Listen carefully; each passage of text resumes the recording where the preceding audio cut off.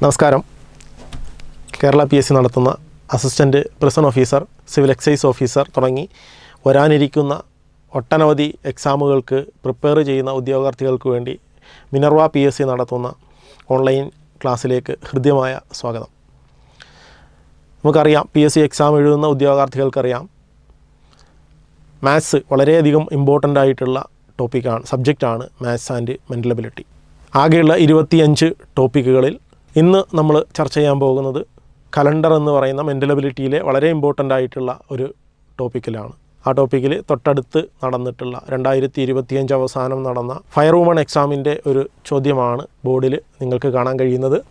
2024 ജാനുവരി 1 തിങ്കളാഴ്ചയാണ് എങ്കിൽ 2124 ജാനുവരി 1 ഏത് ദിവസമാണെന്നാണ്. അറിയാവുന്നതും ജാനുവരി 1 കണ്ടുപിടിക്കേണ്ടതും ജാനുവരി 1. പക്ഷേ വർഷം മാത്രം വ്യത്യാസമുണ്ട്. ചെറിയ വ്യത്യാസമല്ല, 100 വർഷത്തിൻ്റെ വ്യത്യാസമാണ്. അപ്പോൾ ഡേറ്റ് സെയിമാണ്, ഇയർ മാത്രം വ്യത്യാസമുള്ള ടൈപ്പ് ചോദ്യങ്ങളിൽ നമ്മൾ ചെയ്യേണ്ടി വരുന്നത് ഇത്ര മാത്രമാണ്. ഇത് ഈ ടൈപ്പിൽ ഫോർവേഡ് വരാറുണ്ട്, റിവേഴ്സ് വരാറുണ്ട്. ഫോർവേഡ് മീൻസ് ഇപ്പോൾ നമുക്ക് തന്നിട്ടുള്ളത് എന്താണ്? 2024 ജാനുവരി 1. 100 വർഷം മുന്നോട്ട് പോകുമ്പോഴാണ് 2124 ജാനുവരി 1. സമാനമായി തന്നെ പിറകിലേക്ക് പോയാൽ അഥവാ വർഷങ്ങൾ കുറച്ചാൽ കിട്ടുന്ന ചോദ്യങ്ങളുമുണ്ട്. അപ്പോൾ അങ്ങനത്തെ ചോദ്യങ്ങളിൽ വർഷങ്ങളുടെ വ്യത്യാസം വരുമ്പോൾ നമ്മൾ ഒരേ ഡേറ്റ് ആണെങ്കിൽ കണ്ടുപിടിക്കാൻ വേണ്ടി ചെയ്യേണ്ടത് വർഷങ്ങളുടെ വ്യത്യാസം, number of years plus number of leap years.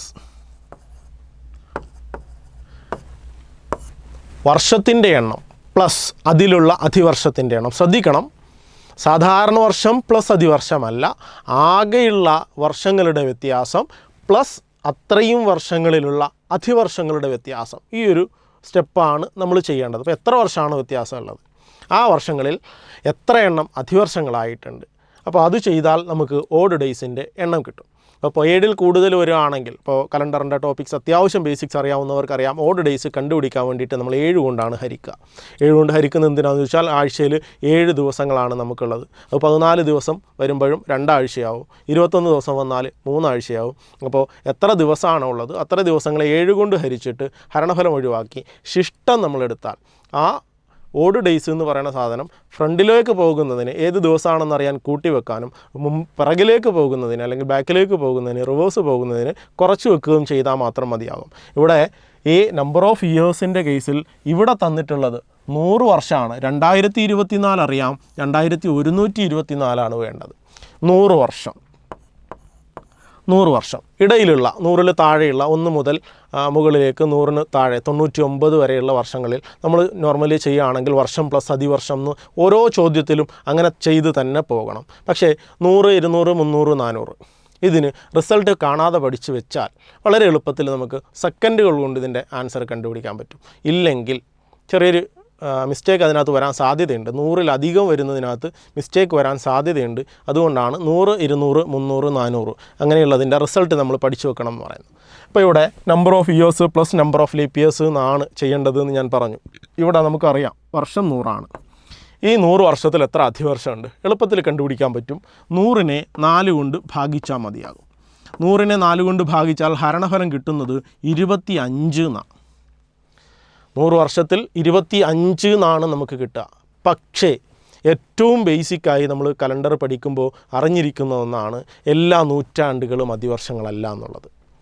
100 വർഷം എടുത്താൽ അതിൽ 96ാമത്തെ വർഷം വരെ അതിവർഷമായിരിക്കും, പക്ഷേ 100ാമത്തെ വർഷം അതിവർഷം ആയിരിക്കില്ല. കാരണം 400ൻ്റെ ഗുണിതമായിട്ടുള്ള നൂറ്റാണ്ടുകൾ മാത്രമേ അതിവർഷം ആവാറുള്ളൂ. അപ്പോൾ ഈ 100 വർഷത്തിൽ 25 നമുക്ക് കിട്ടുമെങ്കിലും അതിൽ ആ 100ാമത്തെ വർഷം ഒഴിവാക്കിയാൽ 24 അതിവർഷം മാത്രമേ 100 വർഷത്തിൽ ഉണ്ടാവുള്ളൂ. അപ്പോൾ 100 വർഷത്തിൽ എത്ര അതിവർഷങ്ങളാണ് ഉണ്ടാവുക?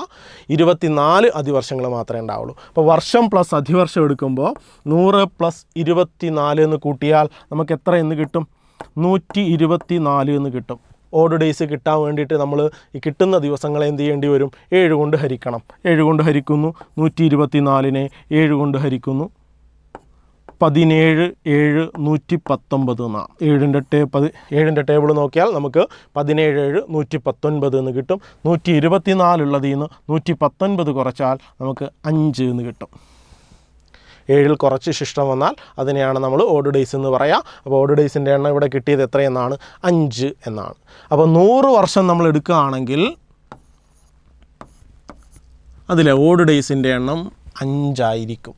അപ്പോൾ ഓരോ തവണയും 100 വർഷത്തിൻ്റെ ചോദ്യം വരുമ്പോൾ നമ്മൾ വർഷത്തിൻ്റെ എണ്ണം പ്ലസ് അതിവർഷത്തിൻ്റെ എണ്ണം, വർഷത്തിൻ്റെ എണ്ണം പ്ലസ് അതിവർഷത്തിൻ്റെ എണ്ണം ഒന്നും ചെയ്യേണ്ട ആവശ്യം ഇല്ല. 100 വർഷത്തിലെപ്പോഴും 5 ഓഡ് ഡേയ്സ് ആയിരിക്കും. അപ്പോൾ 200 വർഷം എടുത്താൽ എത്രയായിരിക്കും വരിക? 100 വർഷത്തിന് നമ്മളിപ്പോൾ പറഞ്ഞു 100 + 24 5 അപ്പോൾ അടുത്ത ഒരു 100 വർഷം കൂടെ എടുത്താലും അവിടെയും 100 + 24 വരിക. അപ്പോൾ 100 വർഷത്തിലെ ഓഡ് ഡേയ്സ് 5 ആണെങ്കിൽ അടുത്ത 100 വർഷത്തിലെയും 5 ആയിരിക്കും.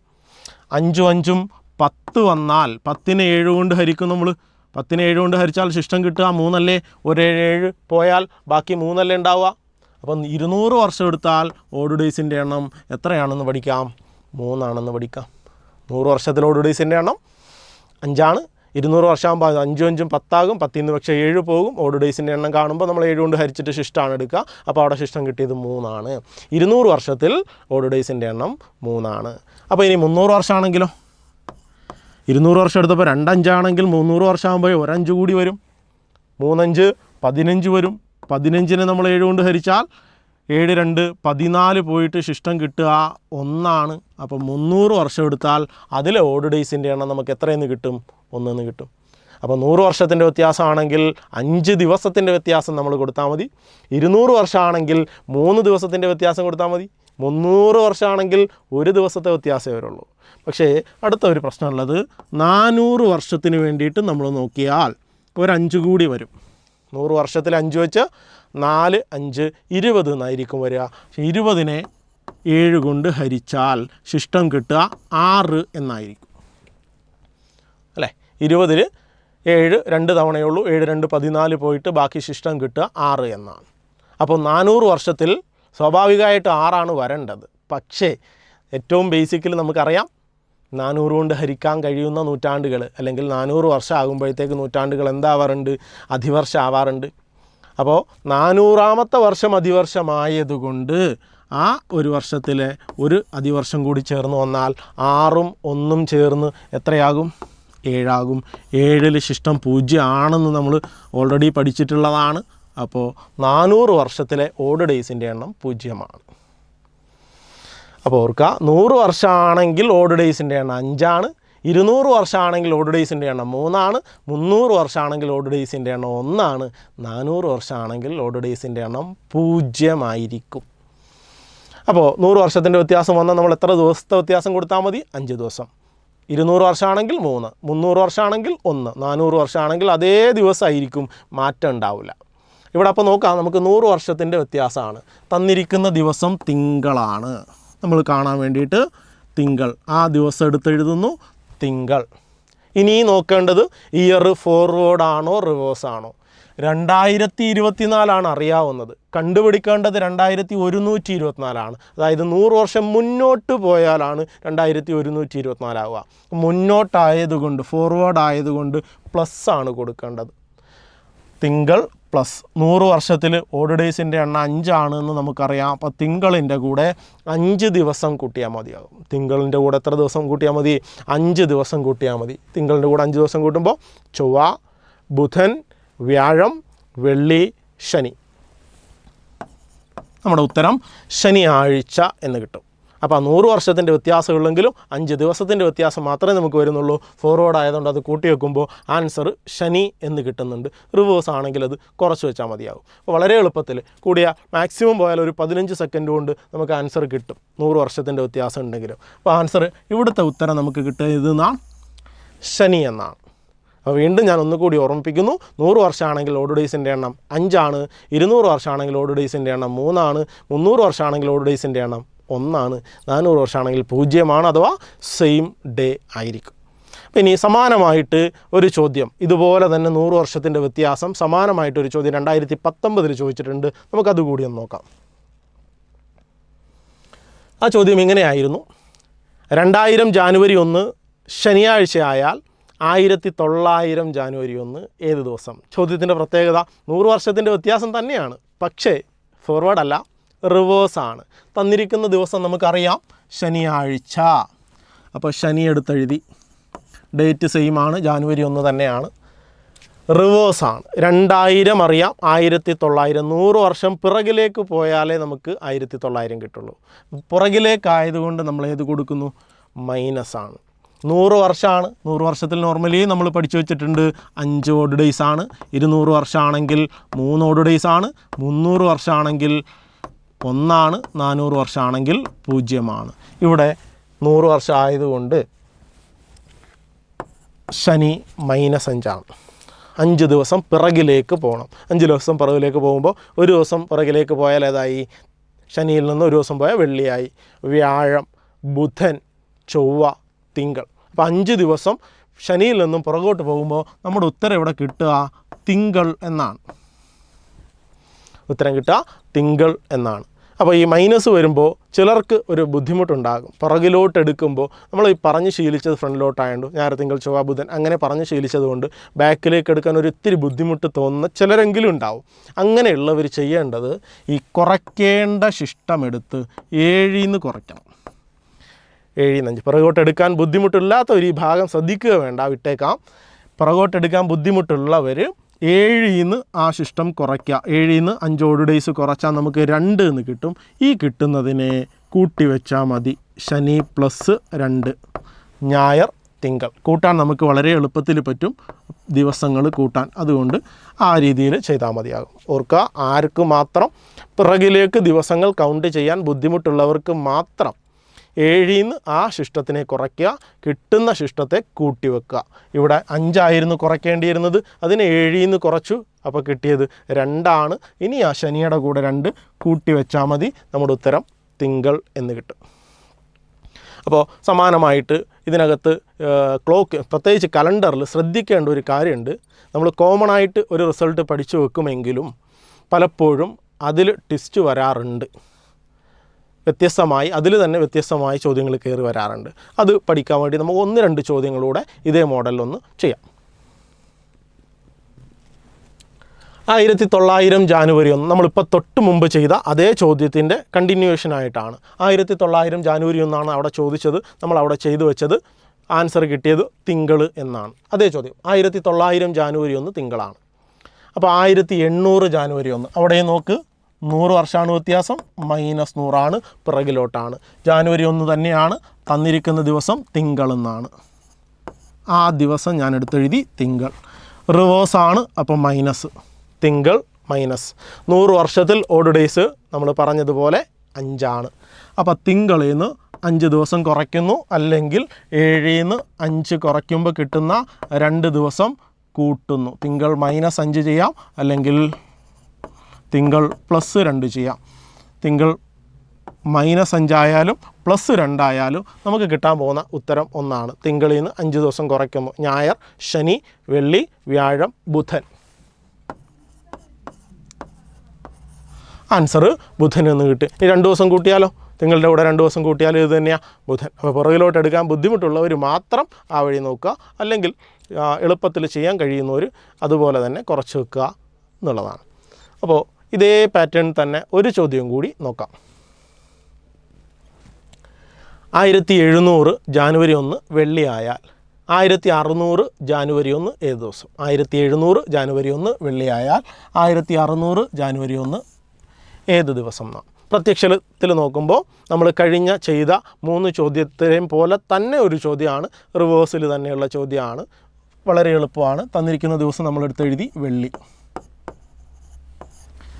അവിടെയും 1700 തന്നു, 1600 ചോദിച്ചു, റിവേഴ്സാണ്. അപ്പോൾ നമ്മൾ മൈനസ് തന്നെ കൊടുത്തു. പക്ഷേ 100 വർഷത്തിൽ നമ്മളിവിടെ പഠിച്ചു വെച്ചിട്ടുണ്ടായിരുന്നു ഓഡ് ഡേയ്സിൻ്റെ എണ്ണം 5.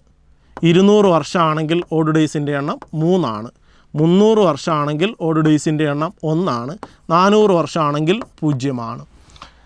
നമ്മളിപ്പോൾ ചെയ്ത 3 ചോദ്യത്തിലും ഇതേ സാധനം തന്നെയാണ് നമ്മളിപ്പോൾ ചെയ്തത്. 100 വർഷത്തിന് എത്ര ചെയ്തു? 5. 200 വർഷത്തിൻ്റെ ചോദ്യമൊന്നും നമ്മൾ ചെയ്തില്ല. ചെയ്താൽ 200 വർഷത്തിൽ 5 പകരം നമ്മൾ 3 കൊടുത്താൽ മതി. 300 വർഷത്തിൽ 1, 400 വർഷമാണെങ്കിൽ ഒരു വ്യത്യാസം വരില്ല, 0 ആ രീതിയിൽ ചെയ്താൽ മതിയാകും. പക്ഷേ ഇവിടെ ഒരു കാര്യം ശ്രദ്ധിക്കണം, നമ്മളിവിടെ 5 എടുത്താൽ തെറ്റിപ്പോകും. കാരണം ഈ 1600 എന്ന് പറയുന്ന നൂറ്റാണ്ട് അതിവർഷമായ നൂറ്റാണ്ടാണ്. നമ്മൾ 100 വർഷം എടുത്തപ്പോൾ കഴിഞ്ഞ ചോദ്യങ്ങളിലെല്ലാം 100 വർഷം എടുത്തപ്പോൾ അതിൻ്റെ കൂടെ 24 അധിവർഷം കൂട്ടിയാൽ മതിയായിരുന്നു. കാരണം 100ാമത്തെ വർഷം എന്തല്ല എന്ന് നമ്മൾ പഠിച്ചിട്ടുണ്ട്, അധിവർഷം അല്ല എന്ന് പഠിച്ചിട്ടുണ്ട്. അപ്പോൾ 24 അധിവർഷം കൂട്ടിയാൽ മതിയായിരുന്നു. പക്ഷേ ഇവിടുത്തെ 1600 എന്ന് പറയുന്ന നൂറ്റാണ്ട് 100ാമത്തെ വർഷം അതെന്താണ്? അധിവർഷമാണ്. അപ്പോൾ 100 + 24 പകരം 100 + 25 നമുക്ക് അവിടെ ആവശ്യമായിട്ട് വരിക. 125നെ 7 കൊണ്ട് ഭാഗിച്ചാൽ 17 7 119 തന്നെയാണ്. ശിഷ്ടം വരിക 6ആണ്. ശിഷ്ടം വരിക 6ആണ്. അപ്പോൾ നോർമലി നമ്മൾ പഠിച്ചു വെച്ചാൽ 100 വർഷത്തിൽ 5, 200 വർഷത്തിൽ 3, 300 വർഷത്തിൽ 1, 400 വർഷത്തിൽ 0. പക്ഷേ ഈ 100 വർഷത്തിൽ 5 അല്ല വന്നത്, 6ആണ്. അപ്പോൾ ശ്രദ്ധിക്കുക, ഞാൻ തൊട്ട് മുമ്പേ പറഞ്ഞിരുന്നു, കോമൺ ആയിട്ടൊരു റിസൾട്ട് നമ്മൾ പഠിച്ചു വെക്കുമെങ്കിലും പലപ്പോഴും അതിൽ ട്വിസ്റ്റുകൾ കയറി വരുന്ന ഒരു ടോപ്പിക്ക് തന്നെയാണ് കലണ്ടർ. അതുകൊണ്ട് ശ്രദ്ധിക്കുക, ഈ 100 വർഷം അധിവർഷമായിട്ടുള്ളതായതുകൊണ്ട് അവിടെ 5ന് പകരം നമ്മൾ എടുക്കേണ്ടി വരിക 5 ഒന്നുകൂടെ കൂട്ടിയാൽ 6ആണ്. അപ്പോൾ നമ്മൾ നോർമലി 200 വർഷം എടുക്കുമ്പോൾ ഓഡ് ഡേയ്സിൻ്റെ എണ്ണം വരുന്നത് 3. പക്ഷേ ആ 200 വർഷത്തിൽ അധിവർഷമായിട്ടുള്ള നൂറ്റാണ്ട് ഉൾപ്പെട്ടിട്ടുണ്ടെങ്കിൽ അവിടെയും 3ന് പകരം അതിൻ്റെ കൂടെ ഒന്നുകൂടെ കൂട്ടി 4 എടുക്കണം. മനസ്സിലായിട്ടുണ്ടാവുമല്ലോ? 100 വർഷത്തിൽ നോർമലി ഉള്ളത് 5ആണ്. അപ്പോൾ അധിവർഷമായിട്ടുള്ള നൂറ്റാണ്ടാണ് നമ്മൾ എടുക്കുന്നതെങ്കിൽ 5ന് പകരം ഒന്നുകൂടെ കൂട്ടി 6 എടുക്കണം. കാരണം ഒരു അധിവർഷം അധികം ഉള്ളത് കൊണ്ട്. ഇവിടെ നോർമലി 200 വർഷത്തിൽ 3 എണ്ണമാണ് ഉള്ളതെങ്കിലും അധിവർഷമായിട്ടുള്ള നൂറ്റാണ്ടാകുമ്പോൾ 1 കൂട്ടി 4 എടുക്കണം. ഇനി അതുപോലെ 300 വർഷത്തിൽ നോർമലി 1 ആണെങ്കിലും അവിടെയും 1 കൂട്ടി 2 എടുക്കണം. 100 വർഷത്തിൽ 5ന് പകരം 6, 200 വർഷത്തിൽ 3ന് പകരം 4, 300 വർഷത്തിൽ 1ന് പകരം 2. അപ്പോൾ അടുത്ത പെട്ടെന്ന് നമ്മൾ ചിന്തിക്കുക, 400 വർഷത്തിൽ അപ്പോൾ 0ന് പകരം 1 ആണെന്നാണെങ്കിൽ അത് തെറ്റാണ്. 400 വർഷത്തിൽ എപ്പോഴും 0 ആയിരിക്കും. കാരണം 400 വർഷത്തിൽ ഒരെണ്ണം ഉറപ്പായിട്ടും അധിവർഷമാണ്. ബാക്കിയുള്ള 300 വർഷങ്ങളിൽ ഒരു ഉറപ്പുമില്ല. മേ ബി നമ്മൾ എടുക്കുന്ന വർഷങ്ങളെ ഡിപ്പെൻഡ് ചെയ്തിട്ടാണ് വരുന്നതെങ്കിൽ 400 വർഷം എടുത്താൽ ഉറപ്പായും ഒരെണ്ണം അധിവർഷം തന്നെ ആയിരിക്കും. 400 വർഷത്തിൽ ഒരു നൂറ്റാണ്ട് ഉറപ്പായും തന്നെയായിരിക്കും അധിവർഷം തന്നെ ആയിരിക്കും. അതുകൊണ്ട് അവിടെ എപ്പോഴും 0 തന്നെയാണ്. നമ്മളത് ഓൾറെഡി എടുത്തത് കൊണ്ടാണ് 0 ആയത്.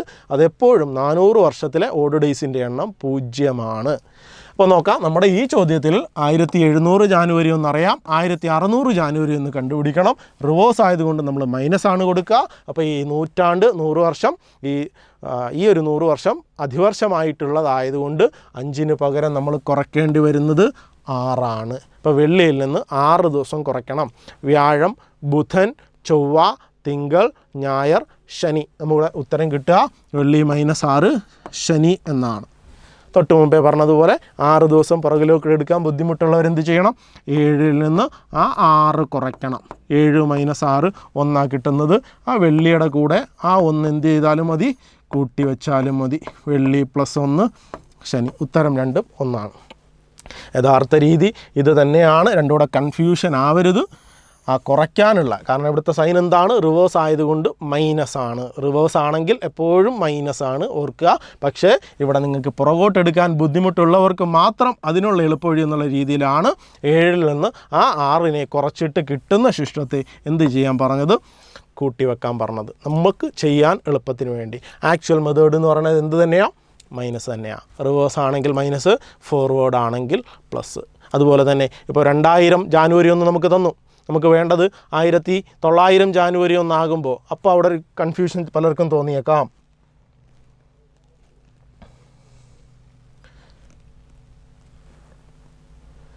2000 ജാനുവരി 1 തന്ന് 1900 ജാനുവരി 1 എടുക്കുമ്പോൾ അത് അധിവർഷമായിട്ടുള്ള നൂറ്റാണ്ടല്ലേ 2000 എന്നൊരു സംശയം പലർക്കും തോന്നിയേക്കാം. 2000 അധിവർഷമായിട്ടുള്ള നൂറ്റാണ്ടാണ്. പക്ഷേ 2000 ജാനുവരി 1 നിന്ന് പുറകിലേക്ക് 1900 ജാനുവരി 1 പോകുന്നത്. അപ്പോൾ ആ 2000 എന്ന് പറയുന്ന വർഷത്തിലെ ഒരു ഡേറ്റ് മാത്രമേ നമ്മൾ എടുത്തിട്ടുള്ളൂ. എപ്പോഴാണ് അധിവർഷമായി പരിഗണിക്കുക? ആ വർഷത്തിലെ ഫെബ്രുവരി 29 നമ്മൾ എടുക്കുന്ന ഡേറ്റുകൾക്കുള്ളിൽ വരുമ്പോഴാണ്. ഇവിടെ 2000 ജാനുവരി 1 തൊട്ട് പുറകോട്ടായതുകൊണ്ട് ആ വർഷത്തിലെ ഫെബ്രുവരി 29 വന്നിട്ടില്ല. അതുകൊണ്ട് മാത്രമാണ് ഇവിടെ 100 വർഷത്തിൽ നമ്മൾ 5 തന്നെ എടുത്തത്. അതേസമയം ഇതേ ചോദ്യം 2000 ജാനുവരി 1 തന്നിട്ട് 2100 ജാനുവരി 1 ചോദിക്കുന്നതെങ്കിൽ ഇവിടെ ഈ 100 വർഷം അധിവർഷമായിട്ടുള്ളതാണ്. 100ൻ്റെ കൂടെ 25 തന്നെയാണ് വരിക. അവിടെ 6 ദിവസത്തെ വ്യത്യാസമായിരിക്കും ഉണ്ടാവുക. അവിടെ ഉണ്ടാവുക 6 ദിവസത്തെ വ്യത്യാസമായിരിക്കും. അപ്പോൾ എടുക്കുമ്പോൾ ശ്രദ്ധിക്കുക. അപ്പോൾ 2000 ജാനുവരി 1 to 2100 പോണതെങ്കിൽ അവിടെ ഫോർവേഡാണ്. 2000-ലെ വർഷങ്ങൾ ആ വർഷത്തിലെ ഫെബ്രുവരി ഉൾപ്പെടെ പൂർണ്ണമായിട്ട് വന്നിട്ടുള്ളത് കൊണ്ട് അതിന് നമുക്ക് അതിവർഷമായിട്ട് എടുക്കാം. പക്ഷേ 2000-ൽ നിന്ന് 1900-ലേക്ക് പോകുമ്പോൾ 2000 എന്ന് പറയുന്ന നൂറ്റാണ്ടിനെ അതിവർഷമായി പരിഗണിക്കേണ്ടതില്ല. എന്തുകൊണ്ടാണെന്ന് മനസ്സിലായി കാണും എന്ന് വിശ്വസിക്കുന്നു. അപ്പോൾ എല്ലാവർക്കും കലണ്ടറിൽ നിന്നുള്ള എല്ലാ ചോദ്യങ്ങളും നന്നായി ചെയ്യാൻ കഴിയട്ടെ എന്ന് ആശംസിക്കുന്നു. വരും വീഡിയോകളിൽ ബാക്കി ഇതിൻ്റെ കണ്ടിന്യൂഷനായിട്ടുള്ള പ്രോബ്ലങ്ങൾ നമുക്ക് ചെയ്യാം. Okay, thank you.